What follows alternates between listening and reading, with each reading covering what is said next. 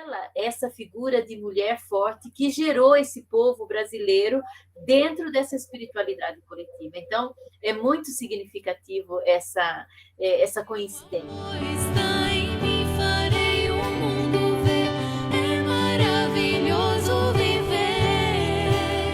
Bom dia, boa tarde, boa noite, bem-vindas e bem-vindos ao Brasil Terra de Santos. Chegamos ao mês de março para contar a história da serva de Deus, Ginetta Cagliari. Hoje nós contaremos com um trio muito especial, mas antes de apresentá-las, eu vou pedir, principalmente para você que é novo, se inscreva no canal, aqui no YouTube. Também visite as nossas redes sociais. Lá tem mais dados da vida da Ginetta, dados de todos os santas deles, né, os servos de Deus, veneráveis, beatos e os já canonizados. E assim você pode se inspirar, pode conhecer novas histórias. Quem sabe até tem alguma história da sua cidade, do seu estado, não é?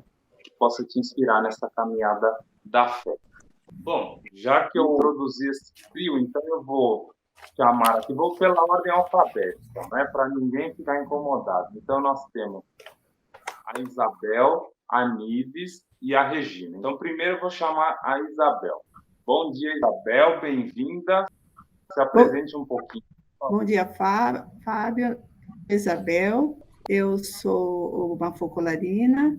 Neste momento, eu estou em Ponta Grossa, junto com o meu irmão, que está com problema de saúde, mas eu vivi vários anos na Mariápolis Ginetta, e agora há 3 anos estou aqui com ele, participando dessa caminhada que Deus me propõe, que sempre é um modo também de nós vivermos bem a vontade de Deus naquilo que Ele nos pede. Né? Nives, bom dia, bem-vinda. Também fale para nós de onde você está falando. Bom dia, eu sou Nives, sou italiana, vim no Brasil 47 anos atrás por causa do movimento, vivi 38 anos na Mariápolis Ginetta, depois fui para São Paulo, Focolare São Paulo, depois Belo Horizonte e agora estou em Londrina. Duas estão no Paraná. E tem a Regina. Regina, você também está no Paraná ou está em outro lugar onde você está? Não, bom dia, Fábio e a todos. Eu estou na Mariápolis Ginetta, que é aqui próximo a São Paulo, né, no município de Vargem Grande Paulista. Eu também sou dessa região. Eu nasci e cresci em Mairinque, próximo a São Roque. Conheci o movimento na minha juventude e vivi alguns anos aqui na Mariápolis Ginetta, né, na preparação para ser focolarina, e depois a maior parte da minha vida focolarina foi no exterior. Passei 4 anos na Suíça, 11 nos Estados Unidos, 10 na Itália, e agora, mais ou menos há uns 5 anos, estou aqui na Mariápolis Ginetta. E para você que está com esse ponto de interrogação perguntando o que é Mariápolis Ginetta, né? A gente vai descobrir ao longo dessa entrevista.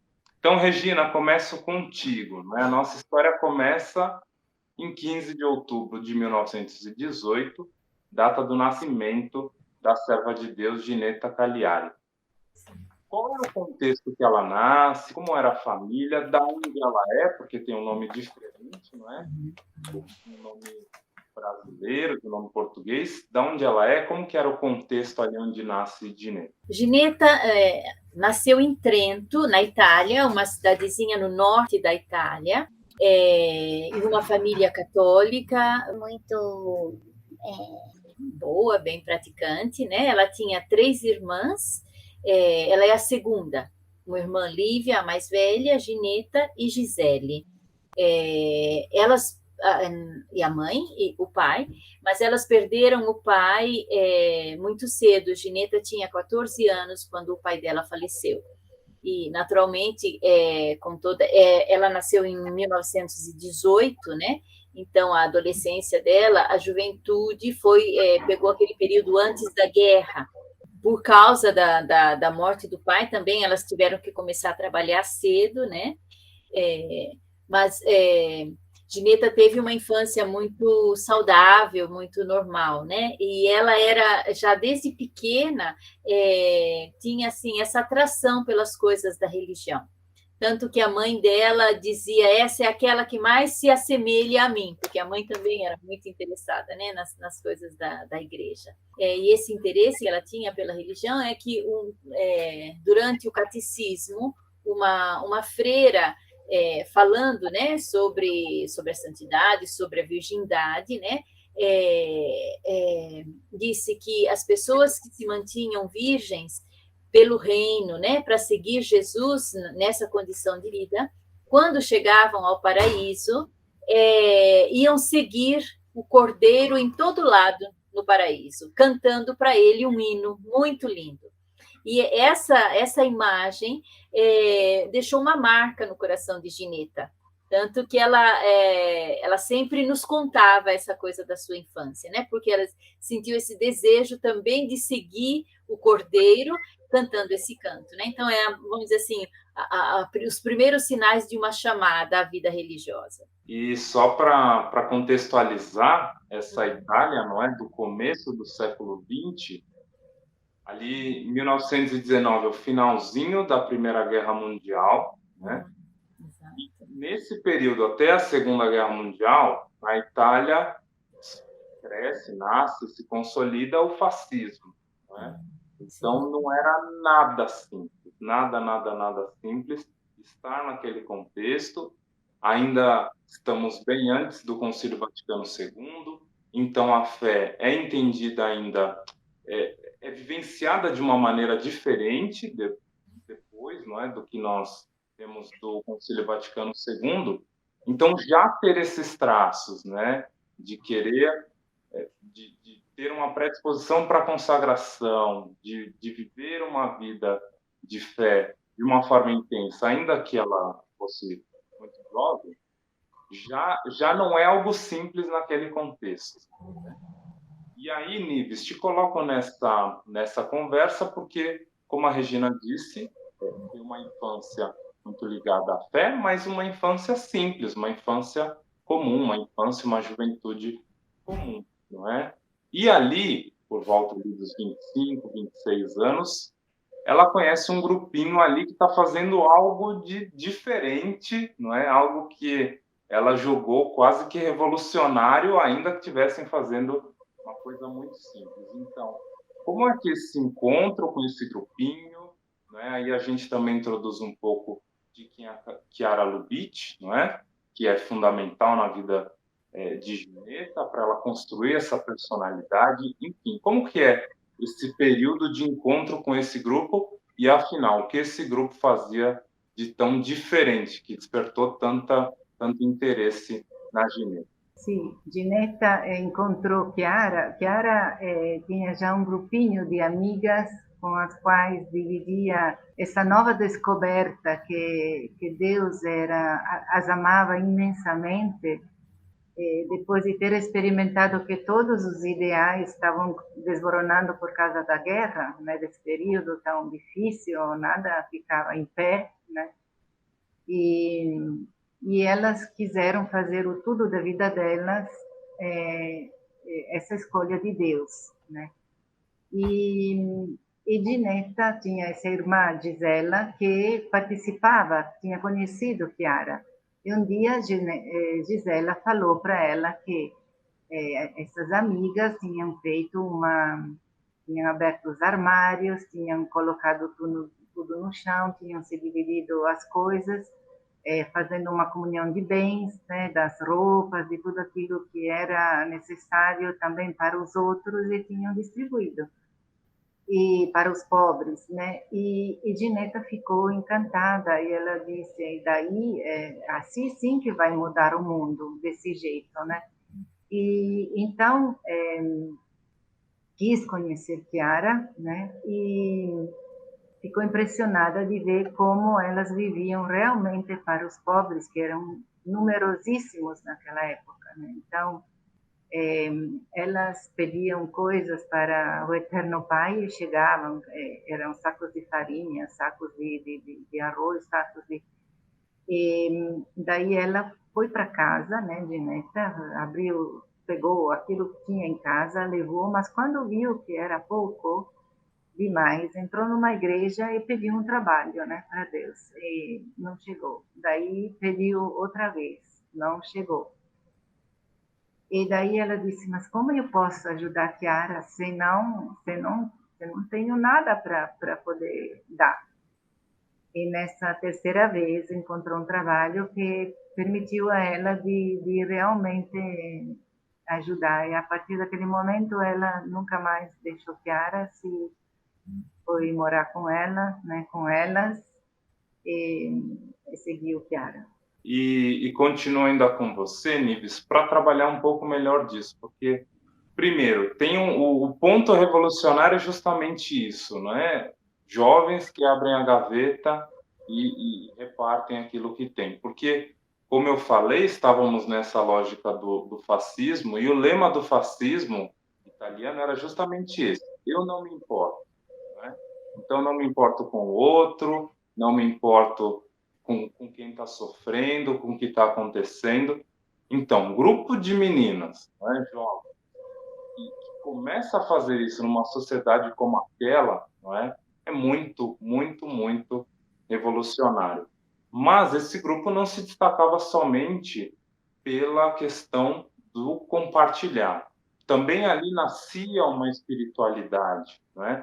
Até conto um bastidor aqui, a gente não é muito de contar bastidor, mas quando eu falei com a Regina para marcar a entrevista, ela disse assim, olha, podemos ser em 3, porque aqui a gente não faz nada sozinho, né? Então, acho que isso representa bastante a espiritualidade que ali estava nascendo. Então, você pode contar um pouco mais para a gente dessa espiritualidade que começou a nascer ali, não é? Seja da comunhão, da unidade. Elas sentiam que realmente essa parte de compartilhar era muito forte, tanto que abriam a casa e os pobres iam comer com elas. Então, Chiara preparava com a melhor mesa, as coisas que tinha, né? E colocava um pobre e uma focolarina, um pobre e uma focolarina. E a vida delas era essa, né? De realmente começar o dia com um pacto de dar a vida uma pelas outras, né? E colocando tudo em comum.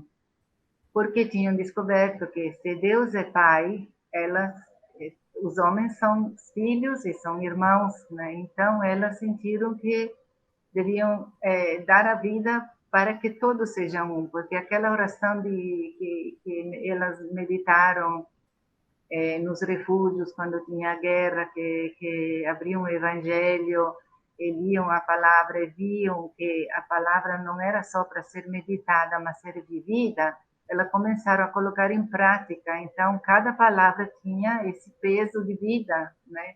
Aqui a história seria muito longa, porque cada palavra tinha muitas experiências concretas que elas faziam, né? E na medida que elas viviam o Evangelho, as pessoas eram atraídas, porque elas sentiam que essa era o desejo delas responderem ao testamento que Jesus deixou, que todos sejam um, né? Então, viver pela fraternidade universal. Assim, resumidamente, era esse, assim nasceu essa espiritualidade. Chiara, claro, não imaginava, nem queria fundar alguma coisa, mas em pouquíssimo tempo se formou uma comunidade em Trento, né, de 500 pessoas, de todas as vocações, né, jovens, adultos, padres, bispos, sacerdotes, velhos, jovens, né, e casados, crianças, né, porque o Evangelho é para todos. Sim. E a Regina, então, gostaria de complementar. Vai, Regina. Assim, só um particular, né? Porque a Nives falou sobre essa página do Evangelho, né? Que é o testamento de Jesus, quando ele pede, Pai, que todos sejam um. E elas entenderam que era uma página muito ousada, né? E pensa, elas eram só meninas, né? E leram essa página num refúgio antiaéreo à luz de uma vela, né? mas elas pediram a Deus, olha, se você, para a gente realizar esse teu desejo, assim, usa de nós como instrumentos para realizar esse teu desejo, né? Mas aí elas entendiam essa unidade que Jesus pedia era uma coisa assim muito alta, mas que elas podiam começar justamente, como a Nives colocou muito bem, vivendo as palavras do Evangelho.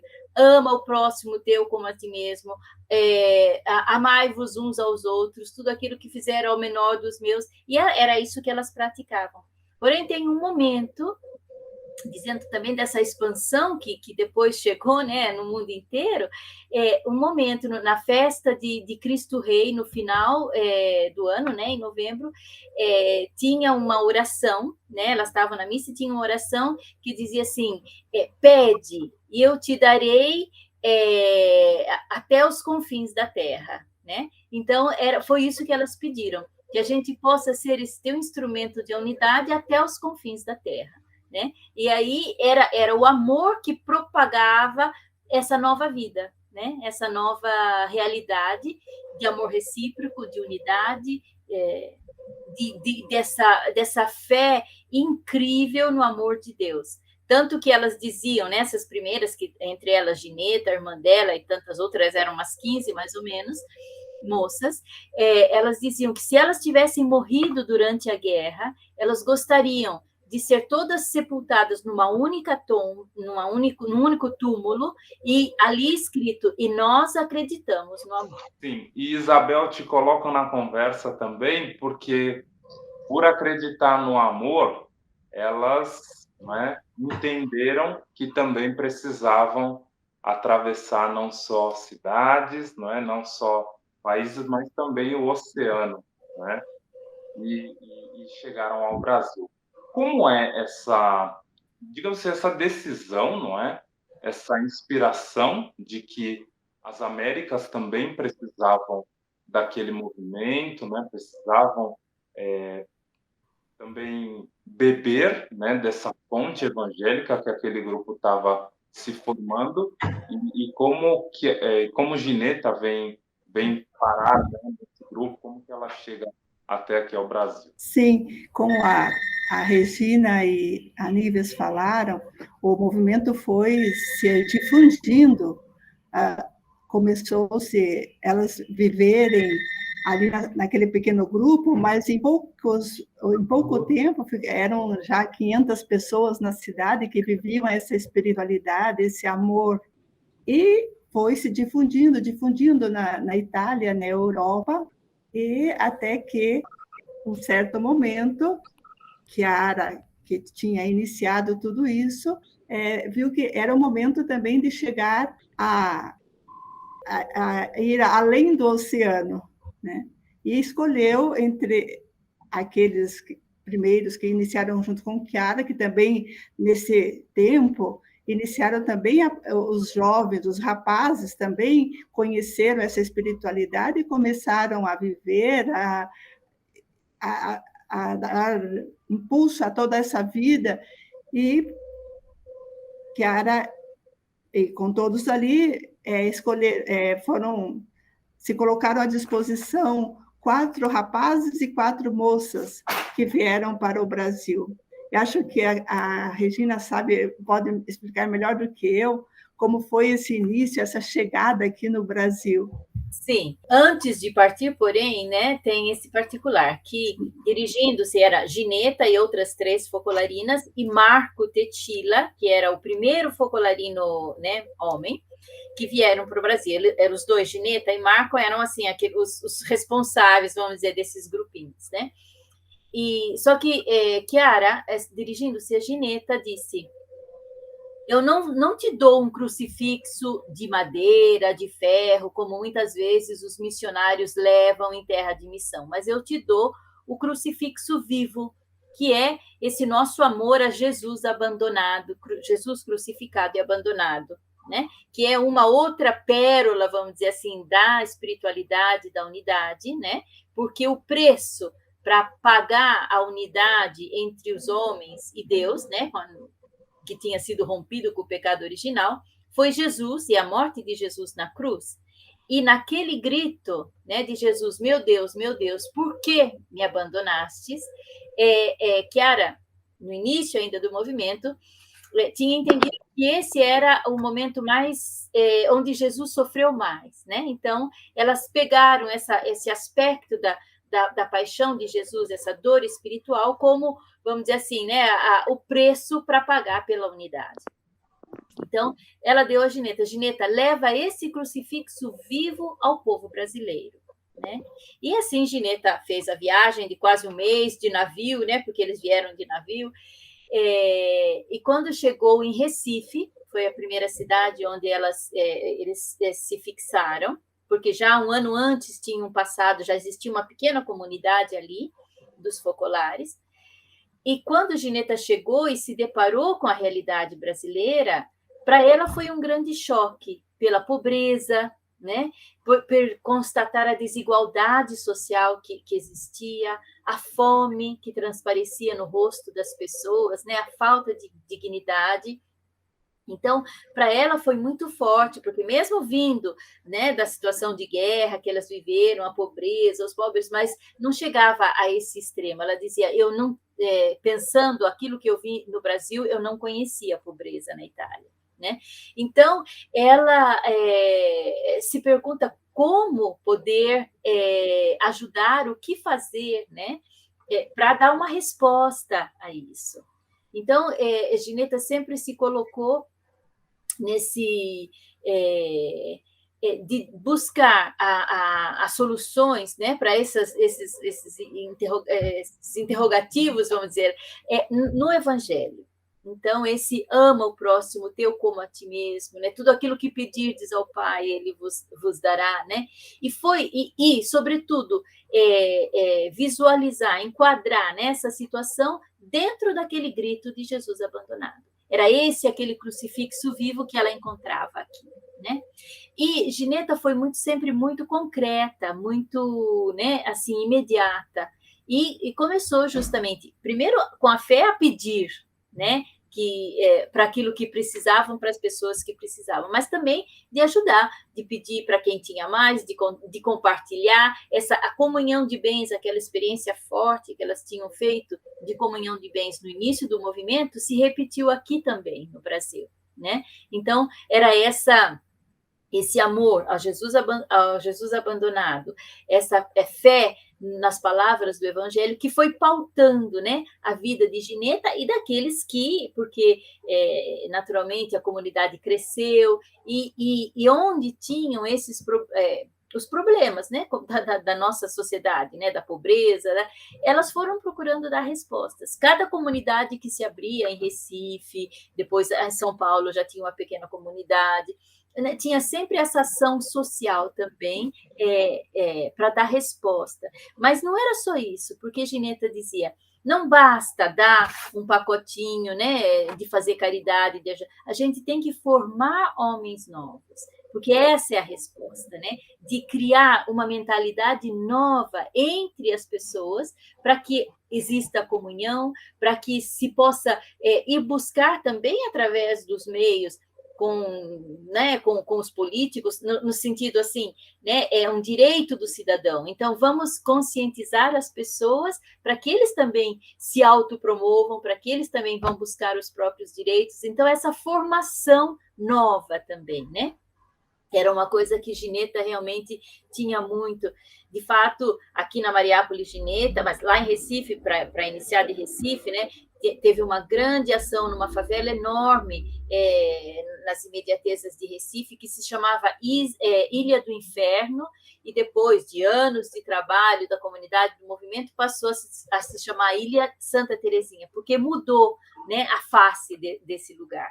Aqui mesmo, na Mariápolis, Araceli, naquela época, né, enquanto Gineta ainda estava viva, temos 2 bairros na qual teve uma grande promoção, né, humana, seja um bairro... Bairro do Carmo, que é uma comunidade quilombola, que por anos moravam só em casas de pau a pique e tudo, e hoje é um bairro muito, muito diferente, né? E aqui também, do outro lado da Mariápolis, tinha praticamente uma favela, e eu posso dizer, a minha experiência pessoal, quando eu estava aqui na formação, ainda quando jovem, quantas vezes a gente foi lá para ajudar as pessoas, mas não assim para dar, né? A gente entrava naquelas casebres, ajudava a limpar, ajudava a dar banho na senhora que estava doente. Isso é uma atividade até hoje que a gente faz. Assim em São Paulo, assim em São José dos Campos, em todos, no Rio de Janeiro, em tantas comunidades, né? No Sul também, quantas comunidades a gente fez esse tipo de trabalho. Mas esse é um aspecto que eu estou vendo que a entrevista está indo. Mas, além disso, é toda a difusão, né, do movimento, da espiritualidade, os primeiros focolarinos que nasceram, né, que vendo aquela vida sentiram o chamado e deixaram tudo e foram, no giro assim, de 6 meses, conhecer o movimento e partiram para a Europa, né? O relacionamento com as famílias, o relacionamento com a igreja, isso aqui me parecia uma coisa também, um aspecto fundamental da vida de Gineta, é esse relacionamento com os bispos, né? Em cada comunidade onde ela chegava, a primeira coisa, vamos procurar o bispo para se colocar a serviço, né? Para que o nosso trabalho, porque o movimento sempre, mesmo que área, né, é a serviço da igreja, essa unidade que a gente quer oferecer, né, porque na realidade, esse ideal, que todos sejam um, é o ideal da igreja, é a veste da igreja, né, é a face da igreja, então a gente só pode se colocar a serviço. Sim. Nives, te trago para a conversa novamente, já que você é italiana, o que significa focolare? Porque a gente está falando bastante, né, mas por que essa expressão focolare? E também queria explorar um pouco contigo o que é esse termo chamado de providência, não é? Porque quando a gente pensa em providência, às vezes a gente pensa assim, não, então tudo que eu quero, eu peço para Deus e Ele me dá. Mas tem uma lógica diferente a providência, não é? Não é tudo que eu quero, mas a vontade de Deus que eu aceito de fazer na minha vida, não é? Então, primeiro, o que significa focolare? E depois, o que você pode falar para a gente sobre providência? O nome focolare in italiano significa lareira. Por quê? Porque a lareira, ao redor da lareira, as pessoas, a família se encontra para se esquentar, para viver os momentos mais de família, porque é onde se cozinha, onde se aquece, né? E daí veio fora esse nome justamente pela realidade que elas experimentavam e as pessoas da comunidade experimentavam, esse calor que vinha do amor recíproco que proporcionava uma presença entre eles, entre elas, de Jesus no meio, de Jesus, né? A gente fala de Jesus no meio das pessoas, né? Que aquece, que dá aquele clima de alegria, de bem-estar, e ficou o nome focolare, mas o nome do movimento jurídico é Obra de Maria. Ficou também o movimento dos focolares, porque é onde tem o fogo, né? Um fogo que se alastra, né? Que essa coisa. E a providência é realmente esse acreditar também, voltando ao amor, né? Que Deus nos ama imensamente, que Deus é Pai. Deus provê e Deus dá, né? E Deus doa. Então, esse amor que passa, né? Para nós, para que não fique nada com a gente, né? Mas que a gente possa partilhar. Então, a providência vem de Deus, mas vem da iniciativa que a gente tem por causa de olhar para o outro necessitado que precisa. Quando se eu tenho 2 casacos, eu posso dar um, né? E não sei em que sentido que você gostaria que falasse da providência, mas assim, a providência é também um meio que a gente tem continuamente também nos focolares, né? No nosso consultivo, a gente sempre vê, né? Quanta coisa que a gente recebe de providência, isto é, desse amor que chega, né, e que dá para poder compartilhar, né? E só para quem está nos assistindo, não é? Providência não é ganhar na Mega Sena para viajar o mundo, não é ficar tranquilo, não. E isso também deve nos guiar, não é? Quando a gente pede algo para o Senhor, e a gente pode pedir tudo a Ele, mas o que a gente vai fazer? Para quem essa graça que vai chegar vai servir?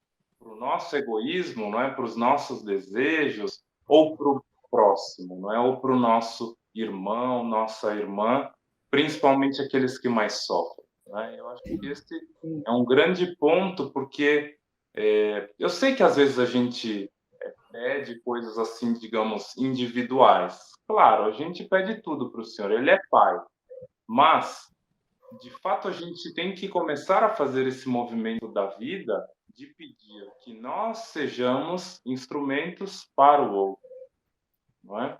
Então, que é a questão de Deus chegar na vida do outro, através de nós, através de um grupo, através da igreja, mas enfim, que Deus chegue a todos, não é? Que todos sejamos um, como a gente tem falado tanto nessa entrevista.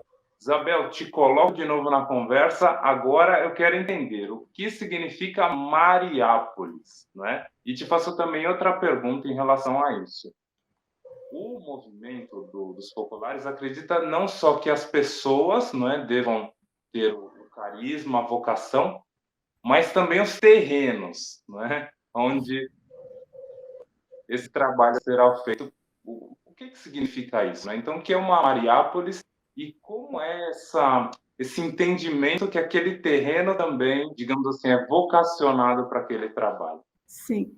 Mariápolis quer dizer cidade de Maria. Polis é cidade.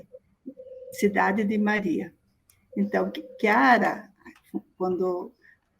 nos primeiros anos do movimento, nos anos de 1960, mais ou menos, uma vez ela foi numa cidade da Suíça e ali viu aquelas abadias de São Bento, e ali porque eram grandes, e elas assim, que elas imaginava, sentia dentro que também tinha aqui no movimento nascer cidades onde fosse testemunha desse amor recíproco.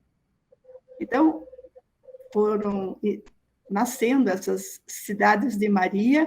O que são? São cidades onde pessoas do movimento, depois vivem outras pessoas também ao redor, mas a Mariápolis são pessoas que aderem a esse desafio de que viver 24 horas o amor recíproco. Lógico que não é fácil, mas existe aquela palavra-chave de recomeçar a cada instante. Então, nasceu na Itália, depois nasceu aqui no Brasil, em 72, iniciou-se a Mariápolis Araceli, naquele momento, e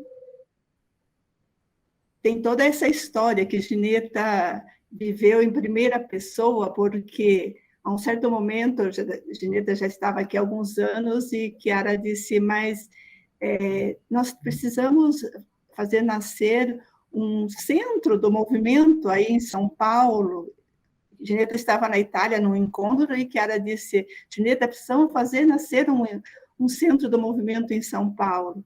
E como Gineta era assim, imediata, tudo aquilo, as propostas de Chiara, voltando, ela se colocou a serviço para ter essa Mariápolis, para esse centro do movimento. E foi uma experiência muito interessante, porque elas começaram a procurar, todas aquelas pessoas que participavam do movimento, procuravam esse lugar. E como você mesmo perguntou, também o lugar tem que ter a vocação para essa finalidade, né?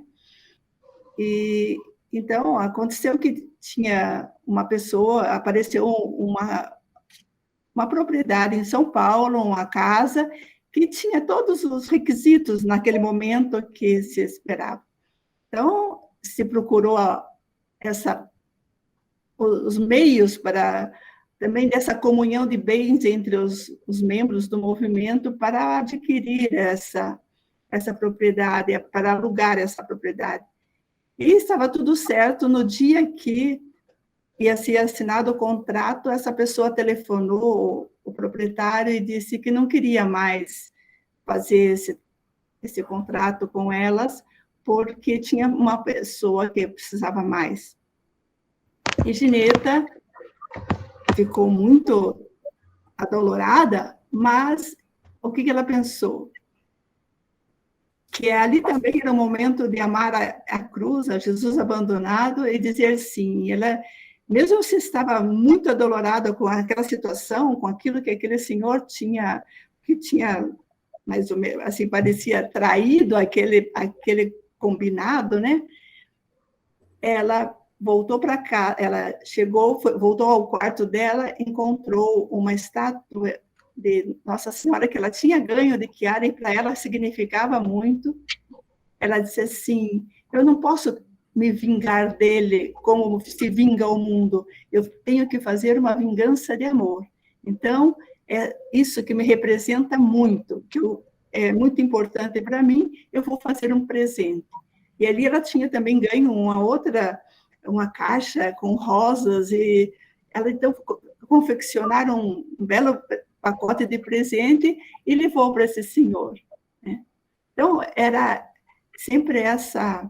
Depois se viu que realmente Deus que conduz a história, aconteceu tudo isso, depois elas começaram a procurar outros lugares, e até que um dia alguns focolarinos também estavam ajudando a procurar e indo em direção a Ibiúna, olharam ao lado e viram a terra e disseram: quem sabe é essa? Né? E Gineta, eles comunicaram a ela, foram ver, mas não tinha aquela certeza, né, de que se fosse aquele lugar. Gineta foi com algumas companheiras dela, foram a Aparecida e pediram a Nossa Senhora Aparecida que desse um sinal que aquele era o lugar certo, o terreno certo. Em seguida, veio um corretor e oferecer, e o que foi o sinal? Que esse corretor ofereceu, o preço era um valor. Só que quando ele ofereceu o valor, eles diminuíram, porque ele disse assim: a minha parte, como é para uma obra de Deus, eu tiro a minha parte de corretor. Aí, ao fazer ali o contrato, tudo com o proprietário também se sentiu impelido a também a parte dele deixar, porque era uma obra de Deus. Então, foi diminuindo. Nesse meio tempo, uma focolarina que estava aqui também, uma focolarina italiana, recebeu uma herança da família.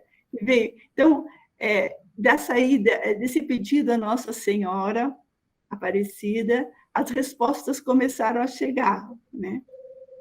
Em seguida, depois, sei que ficou, naquela época, era 26 mil cruzeiros novos, era um valor desse tipo, que não, né? E então, foi feito todos os cálculos, como ia ser pago depois em várias prestações, e os valores, e depois tinha R$500 mensais, né? Nisso chega a transferir de uma focolarina que ganhava R$500 mensais e poderia ser pago aquela. E assim foi.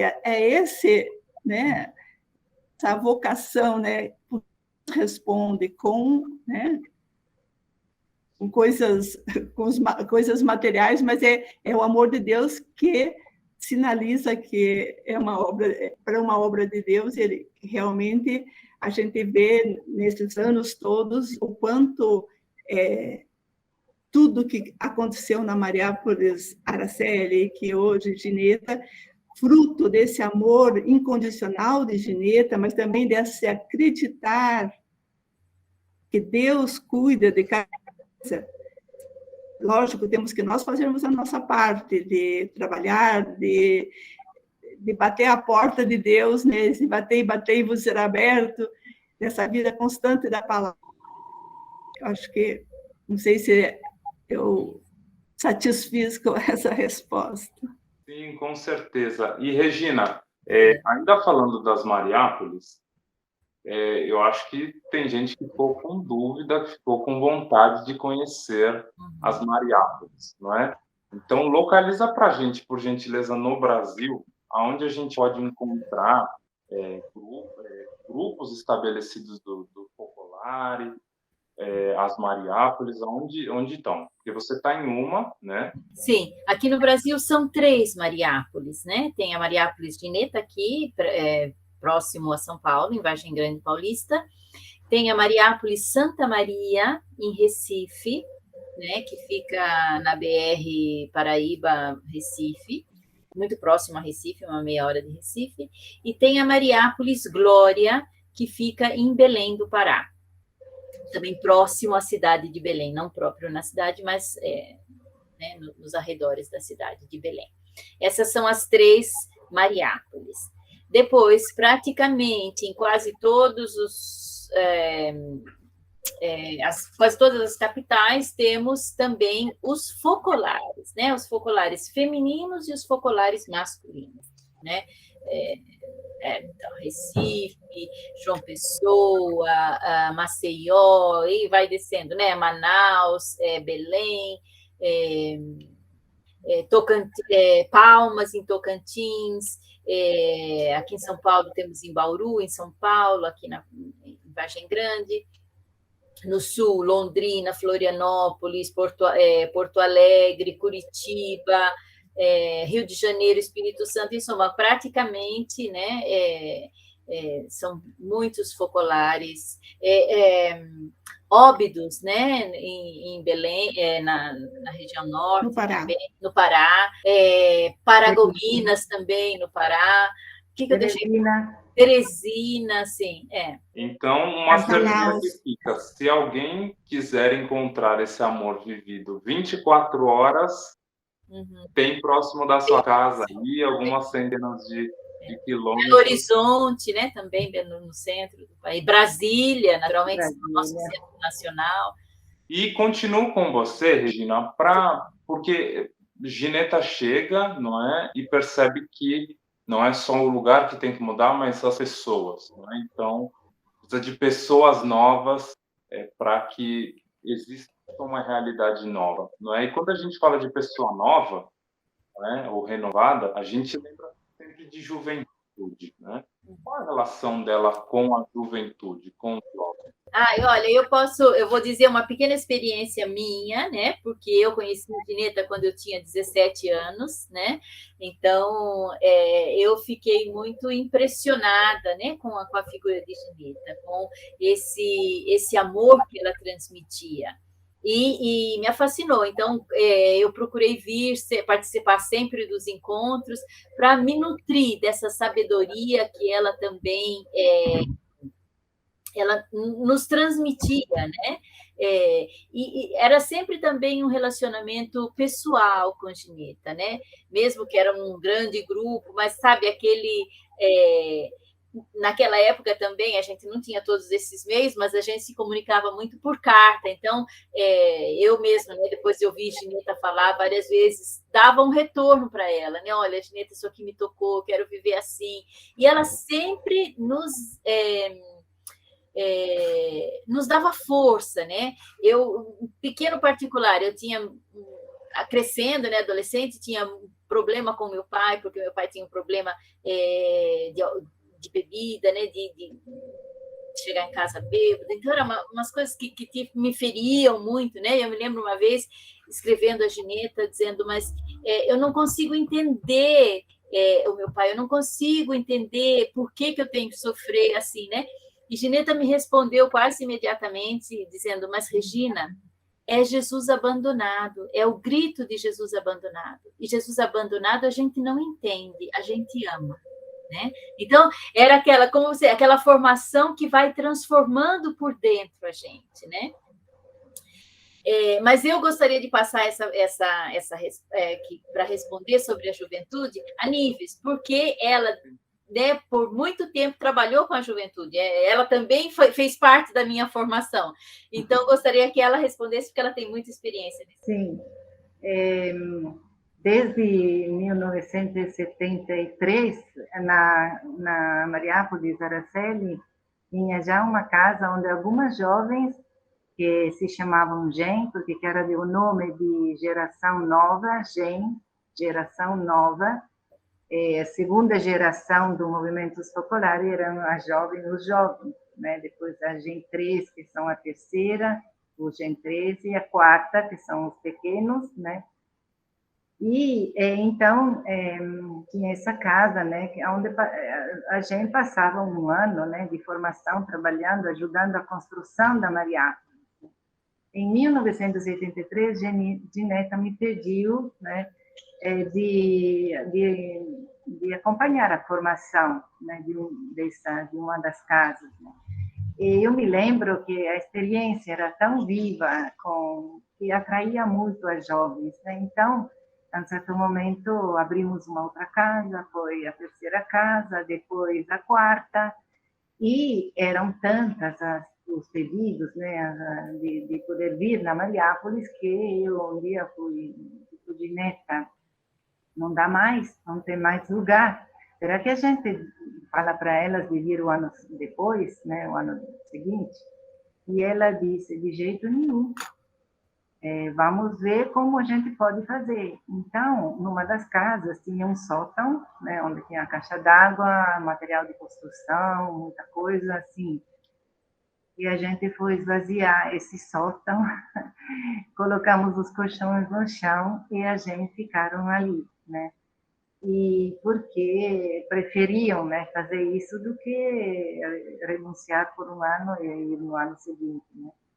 Porque Gineta não queria mandar embora alguém que quisesse fazer uma experiência de Deus na espiritualidade do movimento, né? Então, chegaram a ser quase 70, né, divididas em 4 casas, né, e foi uma experiência belíssima. Mas Gineta sempre não parava, né, de pensar nos jovens. Né? Então, quando via que as focolarinas casadas, né, que fazem parte do Focolare, né, vinham para as reuniões, ela via que tinham filhas pequenas, né, então ela começou a ficar preocupada, porque disse, as mães vêm aqui, mas e as filhas que estão sozinhas em casa, talvez na frente da TV? Então começou a dizer, mas precisa de um local para elas, de modo que elas possam brincar enquanto as mães estão na reunião. Então, chamou uma bailarina do movimento, né, para desenhar uma sala de dança, uma sala de teatro, depois desenhou o projeto de uma casa, uma eventual casa, né, futura, né, para elas. E quando, em 1990, teve um congresso da GEM 3, né, das adolescentes, elas queriam muito uma casa para elas. Então, Gineta sentiu que era o momento de pedir para Chiara, né, essa casa. Em 91, Chiara veio e colocou a medalha no terreno onde seria construída essa casa. Né. Então, começou a movimentação no Brasil inteiro, com atividades por parte das meninas, né, dos pais, né, e a casa foi construída. Então, o primeiro grupo foi de 10 em 3 de todo o Brasil. Era um desafio, porque adolescentes, para passar um ano longe de casa, né? Aí Gineta todo dia chamava elas na missa, na capelinha dela. Então, Gineta tinha um olhar especial, né? Se dava conta se alguém delas não estava muito bem ou não. Então, acabada a missa, ela chamava no escritório dela e queria saber como é que elas estavam vivendo, né? Se viviam o evangelho, né? E as meninas contavam muitas experiências, né? Porque realmente era um entusiasmo a todo vapor, né? E muitas vezes Gineta se ficava vibrando com as experiências delas, porque dizia, elas são nós quando começamos a confiar essa vida, né? E, e assim ia formando, né, dia após dia. Algumas dessas gentes estudavam em Sarroque, no Anglo, né? E quando voltavam da escola, vinham contando, né, só para nós, focolarinas, né, aquilo que elas tinham vivido, mas aquilo que tinham visto, aquilo que tinham ouvido. Muitas vezes era muito pesado, né? Era como chegava quase a sufocá-las, né? Essa superficialidade e materialismo, né? Dos colegas, das colegas.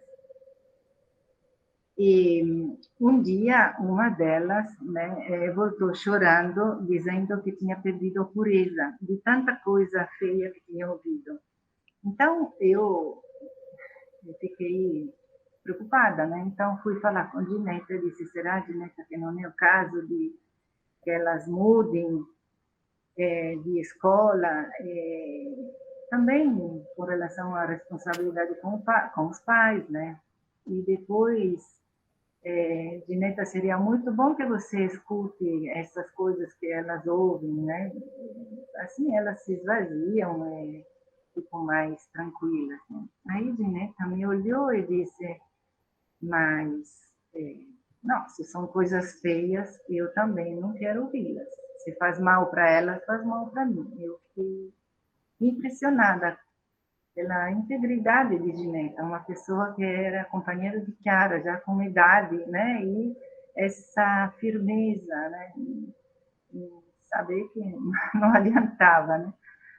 E depois, com relação à mudança da escola, eu disse: mas como?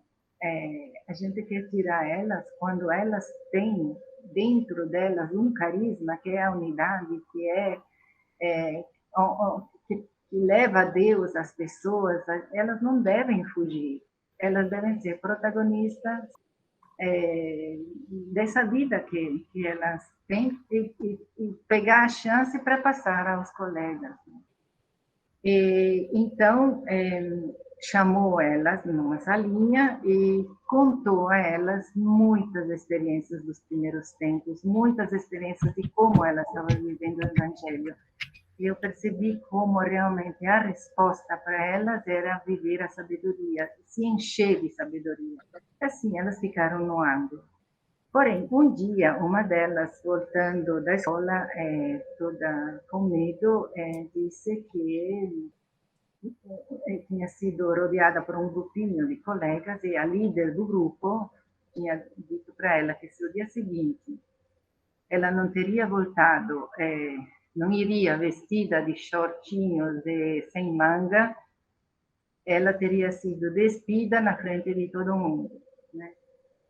A gente se assustou, ela estava bem assustada, essa menina, né? E, então, fui falar com Gineta, e Gineta chamou a menina e falou assim: olha, amanhã você coloca a roupa melhor que você tem, pega essa caixa de chocolate e leva de presente para esse grupinho. E depois fique tranquila, porque todo mundo vai rezar por você e a gente vai estar junto, em unidade, né? E chegando o dia seguinte, né, entrando na escola, ninguém falou nada para ela, e na hora de intervalo ela foi entregar essa caixa de chocolate, e a menina, a líder, né, olhou para a gente e falou: mas como é que você ficou sabendo que hoje é o meu aniversário?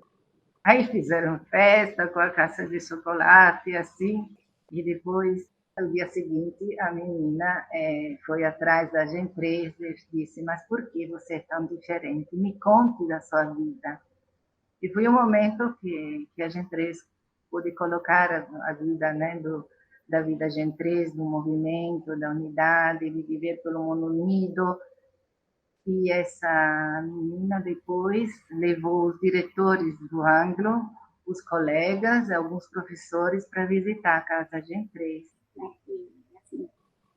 E Ginetta, toda vez que chegava alguma personalidade, ou bispos, ou sacerdotes, ou pessoas importantes, queria sempre que visitassem a casa Gen 3, né, para que elas contassem as experiências, fizessem um show para elas, né, assim. Ginetta formou realmente milhares de jovens à vida, né, desse ideal da unidade, com seus testemunhos, com as palestras, né, com a radicalidade, né, fascinando, né. Mas uma experiência forte que deixou um marco na juventude de alguns anos atrás foi quando uma menina, uma Gen 3, disse para ela que queria ser como Maria, mas que a mãe comprava roupas indecentes, né, impondo que colocasse essas roupas sem modéstia, né? Então, Ginetta sentiu sobre si, né, assumiu a dor dessa menina e, com uma estratégia bem inteligente, né, promoveu a moda mariana, isto é, pediu para as meninas de todo o Brasil de visitar as lojas, as empresas de moda, pedindo roupas diferentes, né? E assim, essa procura de roupas diferentes realmente pegou e começaram a aparecer nas vitrinas realmente coisas diferentes, maiôs diferentes, né, maiôs assim. E assim foi uma experiência muito assim formativa, né, para a gente. Depois ainda muitas jovens, né, seguiram a Deus, né, respondendo ao chamado de entrar no focolar, né, agora estão no mundo inteiro, né, mas com essa marca, né, da vida de Ginetta na vida dela. Sim, você falou bastante dos anos 90, Nives, e Ginetta, nós temos a graça de tê-la tido até pouquíssimo tempo, não é?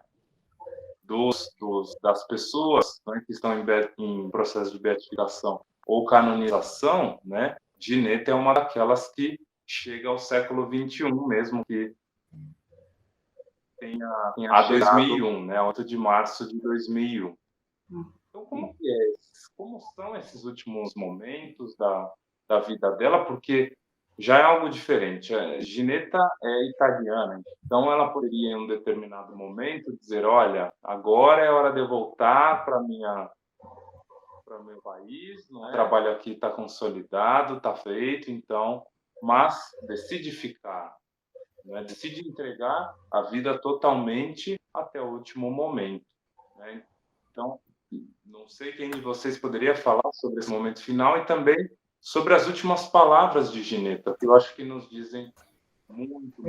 É algo realmente muito especial, o momento final da vida dela. Acho que a gente pode se completando, né? Porque eu tive o privilégio, posso dizer, de conviver com Ginetta muito de perto por muitos anos, porque eu fazia, assim, estive vários anos que eu trabalhava na casa dela, eu cuidava da alimentação dela, muitas vezes também a parte de levar, de acompanhá-la, dirigir para ela e tantas outras coisas que era dessa vida mais íntima, mais do dia cotidiana, né? Então, isso eu sinto mesmo como agradeço a Deus deste privilégio. E os últimos 10 anos da vida de Ginetta foram muito importantes, como toda a sua vida, mas foram fortes, foram regados de muita ação de Deus na vida de Ginetta e de consequência de todo o Brasil, de todos nós que, né? Então, porque Chiara veio ao Brasil em 91, depois de vários anos, que a última vez que Chiara tinha vindo ao Brasil foi em 1966. Ela veio ao Brasil em maio de 91. E ali nasceu a economia de comunhão, que isso aqui nós deixamos para um outro momento para a gente falar sobre, porque é um capítulo à parte. Depois nasceu também o movimento político pela unidade nesse período, que também é toda uma ação na política, também que Gineta fez um trabalho maravilhoso. E tantas outras coisas, né, que aconteceram nesses últimos 10 anos da sua vida. Em 99, ela começou a não estar bem, e por amor a ela também, disse: olha, Gineta, agora você deve deixar toda essa responsabilidade e cuidar da sua saúde, porque é importante a saúde. E Gineta, com uma dignidade, com um ato muito de doação completa a Deus, deixou tudo aquele empenho, mas nunca deixou esse amor a Jesus abandonado, que era o empenho maior da sua vida. E começou a cuidar da sua saúde. Então, naquele ano de 2000, foi um ano bem cheio de momentos que esteve hospitalizada ou em casa, mas sempre tendo esse cuidado muito grande com a saúde. Mas essa herança que a Gineta nos deixou é muito importante, né? Que principalmente é uma herança na vida da palavra, que para ela era importantíssimo, que o dia era permeado da vida da palavra. Ela começava, ao levantar-se, ela dizia: aqui eu posso viver uma palavra do Evangelho. Ao ir para o café da manhã, era outra. E assim, ela discorria todo o dia com as palavras do Evangelho. Então, foram nos últimos momentos, porque ela faleceu em março, em janeiro ela teve a oportunidade, mesmo com a saúde bem fragilizada, ela teve a oportunidade, porque ali na Mariápolis aconteceram vários congressos nacionais, pessoas do Brasil vieram, e ela teve a oportunidade de esses vários grupos que estiveram na Mariápolis. E uma coisa que ela dizia, além de outras, ela dizia assim, que o importante era que a gente deveria recomeçar sempre. Assim, se eu pudesse mudar o meu nome, eu colocaria recomeçar. Então, essa grandeza de estar sempre na novidade do amor, esse dar sempre, esse viver sempre, esse amor que nos renova sempre. E assim foi, né, que até na última semana, assim, ela ainda teve a oportunidade de saudar pessoas e tudo. E quando, no dia 8 de março, ela não se sentiu bem, foi hospitalizada, ela disse, né, que oferecia tudo aquilo, era esse momento de deparar-se novamente com aquele esposo que ela tinha a vida inteira, ela tinha dito o seu sim a ele, e ela diz que sem remissão de sangue não há salvação, foram as suas últimas palavras. Então, nos deixou um legado muito grande e que nos faz, né, deixou essa marca em muitos de nós. Exatamente como eu falava no Dia Internacional das Mulheres, a Regina também quer falar, pode complementar, Regina, por favor. Não, sim, acho que foi muito significativo, e é significativo até agora, né, essa data que coincidiu, né, com o falecimento de Gineta, porque Gineta, a figura, né, de Gineta que eu tenho é realmente dessa mulher realizada, né, dessa mulher realizada plenamente na sua vocação, né? E porque muitas vezes, né, as pessoas pensam especialmente para uma mulher, quase como a realização maior é a maternidade, né? Você poder gerar uma vida nova. E isso até me arrepia, me vem de me emocionar, porque Gineta foi realmente uma grande mãe, né? Ela gerou essa vida, praticamente se pode dizer, não sozinha, porque a nossa espiritualidade não é, né, individual, mas com todos, mas ela, essa figura de mulher forte que gerou esse povo brasileiro dentro dessa espiritualidade coletiva. Então, é muito significativo essa coincidência, né? E gerou como? Gerou na dor, né? Porque uma mãe, para dar a luz ao filho, sofre. Então, como a Bel tinha colocado em relevo, né? Essa fidelidade dela a esse esposo, a Jesus abandonado, era realmente, né, na dor, né, em muitos aspectos, que agora a gente não pode entrar porque também já está ficando longo, mas é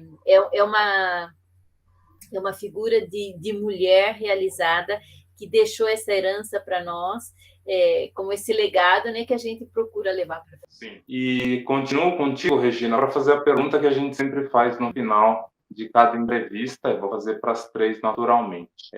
Tendo como base a vida da Serva de Deus, Gineta Cagliari, como é que a gente pode crescer em santidade? Como é que alguém que está nos assistindo pode dizer, olha, eu quero, de fato, abraçar esse caminho? Quais são as lições que a Gineta nos traz para que nós também sigamos, trilhemos esse caminho da santidade? Eu diria a fé nas palavras do Evangelho, né? Como Gineta sempre viveu, essa radicalidade no colocar em prática aquelas palavras, né? Realmente como, né, o Evangelho não é só para ser lido, meditado, mas é para ser colocado em prática. Então, eu penso que alguém que tem sede de santidade pode realmente começar a abrir né, o Evangelho, ler uma frase curta, né, mas colocando-a em prática. Não sei o que mais que as outras focolarinas gostariam de dizer. Nives, por favor, como é que a gente pode chegar na santidade inspirados pela vida da Gineta? Olha, Gineta era especialista, né, em viver as palavras, né, do Evangelho. Ela muitas vezes, quando a gente estava trabalhando, né, ela vinha e perguntava: que palavra de vida vocês estão vivendo agora? Né?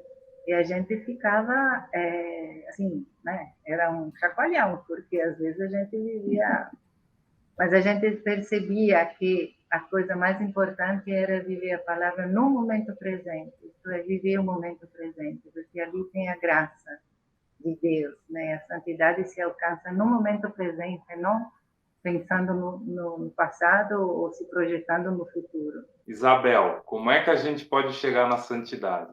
Eu acho também, complementando e repetindo o que elas disseram também, esse viver o momento presente com plenitude, procurar, assim, ser totalmente ali, acolher de Deus cada coisa e amar a cada próxima as circunstâncias que se apresentam, mas no momento presente, que Deus nos dá a graça e nos dá sabedoria para viver cada momento, se a gente está completamente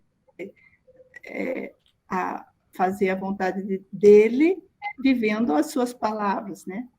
E para que também a gente contribua para esse processo, né, que a gente sabe que não é nada simples, apesar de estarmos diante de alguém que de fato deu a radicalidade do Evangelho, então agora a gente reza, porque também precisa de muita oração, né? Uma pessoa que muito na vida esteve de joelhos no chão, agora precisa da nossa oração, da nossa insistência a Deus, para que também ela chegue aos altares, possa ser beatificada, no futuro canonizada, não é? Então vamos, através desse momento, não é? Rezar a oração da serva de Deus, de Gineta Cagliari, fazer também o nosso pedido, não é? De fato, nós precisamos de muita coisa, mas tendo aquela lembrança de pedir que nós sejamos instrumentos na vida do outro, não é? Que não seja tão somente um pedido, digamos assim, individual, não é? Mas que seja para o outro. Então, que é o santinho, né, da serva de Deus, onde tem uma pequena biografia dela e atrás a oração, né, que a gente sempre pede por intercessão de Ginebra. e também, antes de você fazer a oração, uma coisa que é fundamental. Se você conheceu a vida de Gineta, não é? Tem rezado pela intercessão dela, por favor, comunique, não é? Tem alguma graça, mesmo que seja a mais simples que você acha, mas comunique, porque é importante.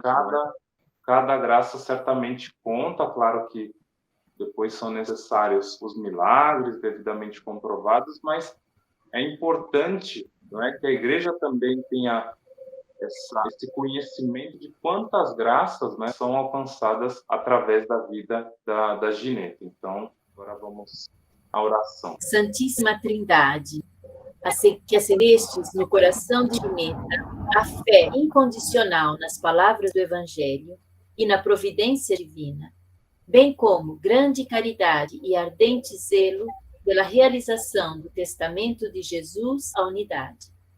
Concedei que, se for vossa vontade, sua vida seja apresentada como modelo de santidade para a Igreja. Que o exemplo de sua vida nos ajude a concentrarmos também nós a mente, as forças e o coração no amor a Jesus crucificado e abandonado, caminho para a unidade, e no cumprimento constante de vossa vontade, tendo como modelo Maria Santíssima. Concedei-nos, por sua intercessão, se for vossa vontade, a graça que vos pedimos. Amém. Amém. Amém. E assim a Amém. gente agradece. Olha, a gente já fez entrevistas sobre a serva de Deus, Lourdinha Fontão, também é focolarina. Sim. E uma característica que ela tinha, que vocês têm, e que a Gineta tinha, é o sorriso. Estão sempre sorrindo, né? Obrigada. Então, meninas, agradecemos. Isabel, Nives, Regina, agradeço a vocês. Se alguém quiser concluir. Obrigada a você, Fábio, né? Por Nós é que agradecemos. Sim. por essa oportunidade e por esse trabalho maravilhoso que é esse projeto Brasil Terra de Santos. Eu também fiquei encantada vendo, né, o Facebook, o Instagram, de todo esse bem que vai, porque realmente, né, a luz tem que ser colocada em cima, né, para nos dar, para orientar o nosso caminho. Então, realmente, muito obrigada por essa oportunidade. E estamos à disposição também, né, para aquilo que você precisar. É realmente uma riqueza para a igreja, né? Conhecer a vida de tantos. É como o Papa Francisco disse, né? Acho que é no Evangelho Gáudio, o santo da porta ao lado, né? Que muitas vezes a gente não conhece, né? Mas esse projeto é maravilhoso porque nos dá essa possibilidade. Então, muito obrigada. Sim. Obrigado a todos vocês que também acompanharam, curtam, compartilhem essa entrevista e assim Gineta vai sendo cada vez mais conhecida em nosso país, ela que tanto nos ajudou a encontrar a unidade, a encontrar a paz, a encontrar a comunhão com o Senhor. Obrigado a todos vocês e até mais. Tchau, tchau. Obrigada, Tchau, tchau. obrigada. Tchau. Tchau.